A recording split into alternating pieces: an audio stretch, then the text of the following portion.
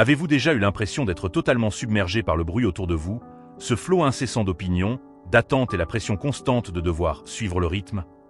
Imaginez ceci. Les anciens philosophes stoïciens, il y a plus de 2000 ans, faisaient face aux mêmes émotions humaines, aux mêmes luttes et aux mêmes questions sur l'identité et le sens de la vie que celles auxquelles nous sommes confrontés aujourd'hui.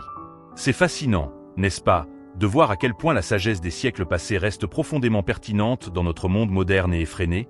Aujourd'hui, nous allons plonger au cœur du mode de vie stoïcien, en découvrant des vérités intemporelles qui peuvent nous aider à naviguer dans le chaos du XXIe siècle avec grâce, résilience et une profonde paix intérieure. Que vous soyez en lutte contre le stress, en quête de sens ou simplement curieux d'une approche philosophique de la vie qui a traversé le temps, vous êtes au bon endroit. Ensemble, nous explorerons comment le stoïcisme n'est pas seulement un ensemble d'idées, mais un guide pratique pour vivre de manière plus pleine, authentique et sereine. Et si vous êtes prêt à entreprendre avec nous ce voyage de découverte de soi et de sagesse intemporelle, pensez à vous abonner. Et rappelez-vous, chaque partie de cette vidéo est conçue en pensant à vous, alors ne sautez aucune section. Chaque instant est un pas vers une version plus stoïcienne et plus résiliente de vous-même. N'est-il pas curieux de constater à quel point, à un moment ou à un autre de notre vie, nous nous retrouvons tous pris dans la toile des opinions des autres? Nous abandonnons souvent notre paix intérieure et notre bonheur en essayant de rentrer dans les moules que les autres créent pour nous. Mais faisons une pause un instant et plongeons dans la sagesse stoïcienne antique. Marc Aurèle soulignait l'inutilité de chercher l'approbation extérieure. Il nous invite à remettre en question ce désir inné de plaire aux autres, nous poussant à nous libérer des chaînes de la validation externe. N'est-ce pas une pensée libératrice de réaliser que la seule approbation dont vous avez réellement besoin est la vôtre? Maintenant, pensez-y. Quand vous posez la tête sur votre oreiller le soir, ce sont vos propres pensées qui vous accompagnent, pas celles des autres. Alors pourquoi ne pas faire en sorte que ces pensées portent sur votre véritable identité, vos valeurs et vos actions? Imaginez la liberté d'être vous-même sans vous excuser, sans être influencé par des opinions passagères ou les dernières tendances. Mais comment commencer à moins se soucier de l'opinion des autres? Cela commence par comprendre et réaffirmer vos valeurs. Qu'est-ce qui compte vraiment pour vous? Qu'est-ce que vous défendez? Lorsque vos actions sont en harmonie avec vos croyances, il naît une profonde paix et une authenticité qu'aucune approbation extérieure ne peut égaler. De plus, accepter votre singularité attire dans votre vie les bonnes personnes, celles qui vous apprécient pour ce que vous êtes réellement, et non pour ce qu'elles voudraient que vous soyez. Il s'agit de qualité, pas de quantité. Avoir quelques relations significatives, fondées sur le respect et la compréhension mutuelle, infiniment plus satisfaisant que de rechercher l'approbation éphémère des masses. Il est crucial de se rappeler que les opinions des gens ne sont que cela, des opinions. Elles sont subjectives, variables et reflètent souvent davantage la personne qui les exprime que vous-même. Comme Marc Aurèle le souligne avec sagesse, la seule validation constante et véritable vient de l'intérieur, du fait de vivre une vie alignée avec vos valeurs et vos principes. Quand nous parlons d'honnêteté, il est facile de penser simplement au fait de ne pas mentir aux autres. Mais le stoïcisme nous invite à explorer l'honnêteté à un niveau bien plus profond. Il s'agit d'aligner nos actions et nos paroles extérieures avec nos valeurs et nos croyances intérieures. Cet alignement favorise un profond sentiment d'intégrité et de plénitude. Imaginez la paix qui découle du fait de savoir que vos actions ne sont pas de simples performances de façade, mais de véritables reflets de votre être intérieur. Épictète, l'un des grands philosophes stoïciens, insiste fortement sur ce point. Il suggère que l'honnêteté n'a pas seulement un sens moral, mais aussi un sens pratique. Pensez-y. La tromperie nous oblige à nous souvenir de nos mensonges, à couvrir nos traces et à vivre dans la peur constante d'être démasqués. C'est mentalement épuisant. L'honnêteté, en revanche, est simple et libératrice. Elle nous libère de la toile enchevêtrée du mensonge et nous permet de vivre avec aisance et clarté. Mais voici l'essentiel. L'honnêteté n'affecte pas seulement notre relation avec les autres, elle affecte aussi notre relation avec nous-mêmes. Lorsque nous sommes honnêtes avec nous-mêmes à propos de nos forces, de nos faiblesses et de nos désirs, nous ouvrons la voie à une croissance authentique et à l'acceptation de soi. C'est comme faire le ménage dans notre esprit pour faire de la place à plus de paix, plus de compréhension et des relations plus authentiques avec les personnes qui nous entourent. Et pourtant, adopter l'honnêteté n'est pas toujours facile. Cela demande du courage et de la vulnérabilité. Cela signifie parfois admettre que nous avions tort, faire face à nos erreurs et assumer les conséquences de nos actes. Mais la récompense, la confiance, le respect et une conscience tranquille en vaut largement la peine.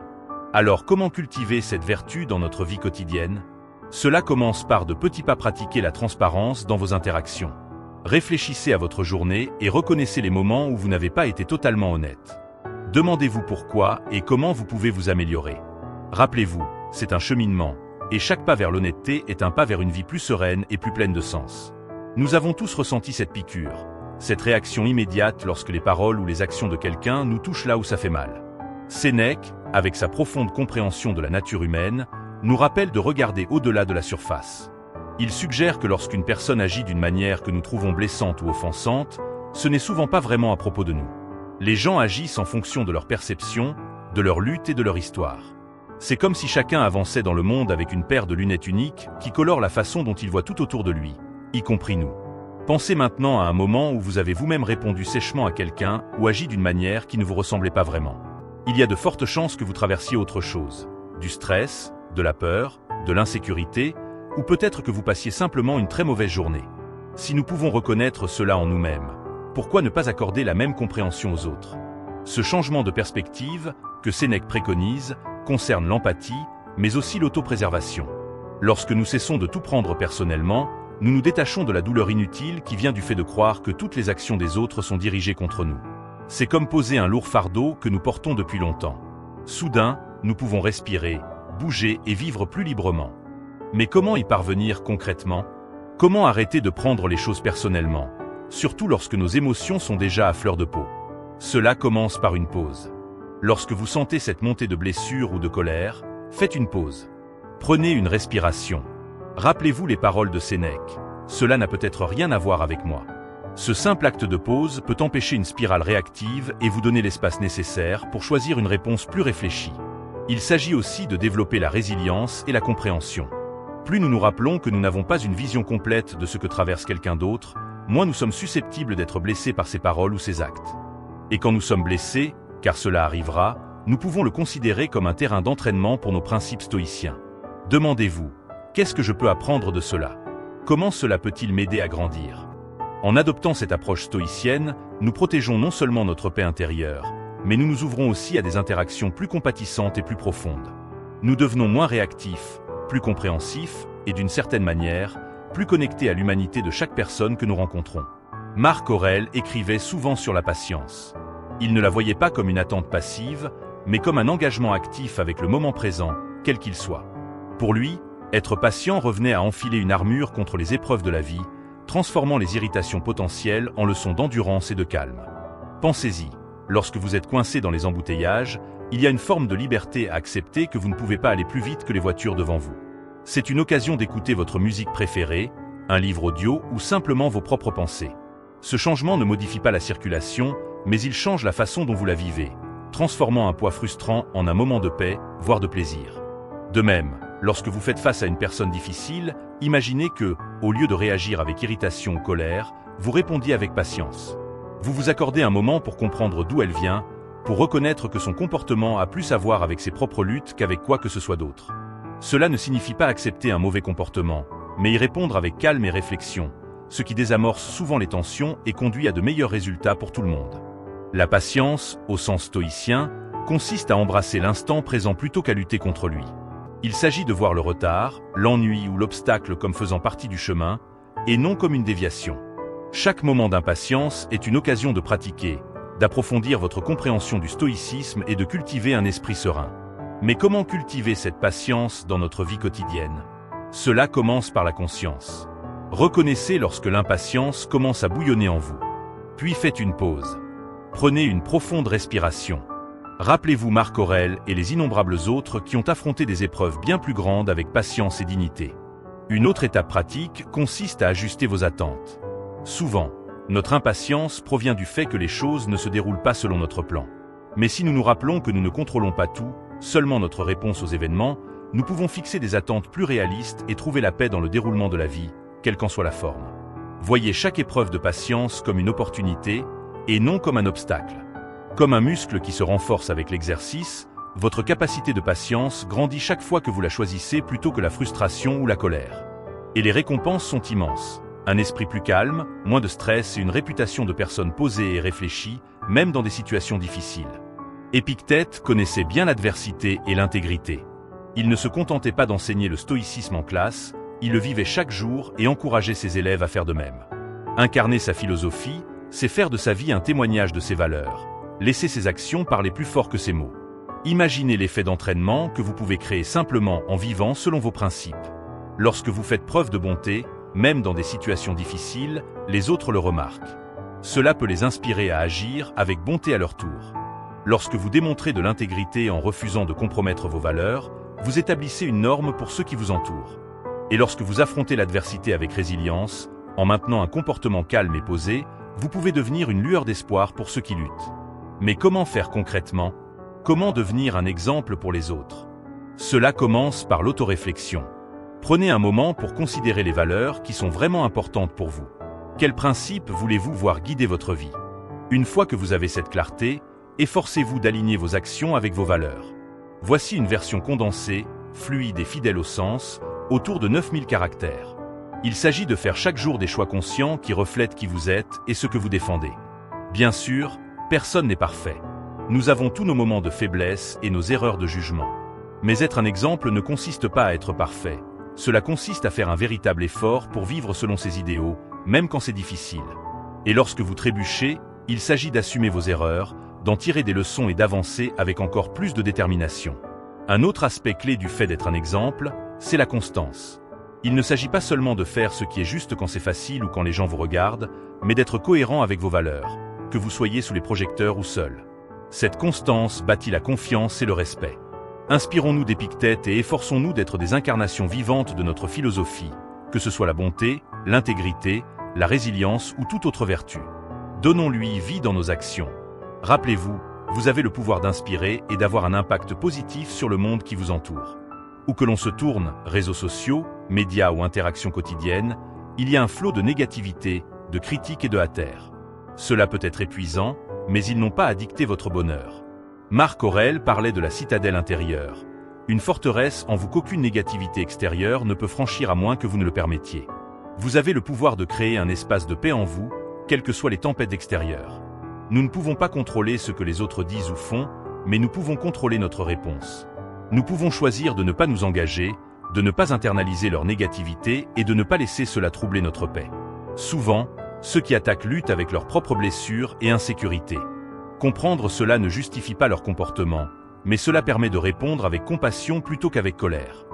La pleine conscience est aussi un outil puissant. Face à la négativité, faites une pause, respirez, rappelez-vous que ce moment passera. Entourez-vous de positivité. Connectez-vous avec des personnes bienveillantes et choisissez consciemment ce que vous laissez entrer dans votre esprit. Le stoïcisme peut sembler centré sur la raison, mais il y a aussi une grande place pour l'amour. Sénèque nous dit que l'amour n'est pas seulement quelque chose que l'on ressent, c'est quelque chose que l'on fait. C'est une énergie active que l'on diffuse dans le monde. Plus vous donnez d'amour, plus vous le voyez revenir. Être plein d'amour, au sens stoïcien, c'est aborder chaque interaction avec bienveillance. C'est voir l'humanité en chacun, même chez ceux qui sont difficiles. Cela signifie souhaiter sincèrement le bien des autres, désirer leur bonheur et leur bien-être. Ce n'est pas toujours facile, mais c'est une posture puissante qui transforme votre vie et celle des autres. Être plein d'amour, c'est aussi pratiquer le pardon et la compréhension. Chaque personne mène son propre combat. En choisissant la compassion, vous allégez leur charge et la vôtre.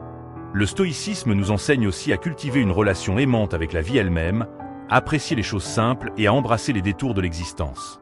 Comment cultiver cette approche? Commencez petit. Offrez un mot gentil. Montrez votre appréciation à vos proches. Pratiquez la gratitude chaque jour. Réfléchissez à vos actions et à vos intentions. Et lorsque vous rencontrez de la négativité, répondez avec compréhension. Nous passons souvent notre temps à nous comparer aux autres, surtout sur les réseaux sociaux. Mais l'antidote stoïcien est simple. Concentrez-vous sur votre propre chemin. La seule comparaison utile est avec la personne que vous étiez hier. Votre parcours est unique, avec ses propres défis et leçons. Honorez-le. Célébrez vos petites victoires. Réfléchissez à votre croissance personnelle. Regardez où vous étiez il y a 1 an ou 5 ans. Reconnaissez les progrès accomplis. Les stoïciens valorisaient la sagesse, la vertu, la résilience et la paix intérieure. Mesurez aussi votre évolution à travers ces repères. Dans le tourbillon de la vie, il est facile d'oublier ce qui compte vraiment, les liens que nous partageons avec ceux que nous aimons. Les stoïciens nous rappellent que le temps est précieux et que chaque moment avec nos proches mérite d'être honoré. Soyez présents quand vous êtes avec eux. Écoutez vraiment. Exprimez votre gratitude. Un simple merci ou une parole gentille peut renforcer un lien. L'amour, au sens stoïcien, est actif. Il s'agit d'être là dans les moments qui comptent. Ne tenez pas les relations pour acquises. L'impermanence de la vie nous invite à prioriser ce qui compte le plus. Chérir ses proches, c'est reconnaître leur rôle irremplaçable et l'honorer par notre temps et notre attention. Rappelez-vous que le voyage de la vie est un voyage partagé. Chérissez chaque instant. Merci de nous avoir rejoints aujourd'hui sur Savoir Stoïque. Votre chemin vers la sagesse et la paix intérieure est un parcours que nous sommes honorés de partager avec vous. En clôturant ce chapitre, souvenez-vous que la sagesse des stoïciens n'est pas un texte ancien figé. C'est un guide vivant pour la vie moderne. En adoptant leurs enseignements, vous choisissez un chemin de croissance, de résilience et de paix intérieure. Merci d'être ici et de faire partie de ce voyage.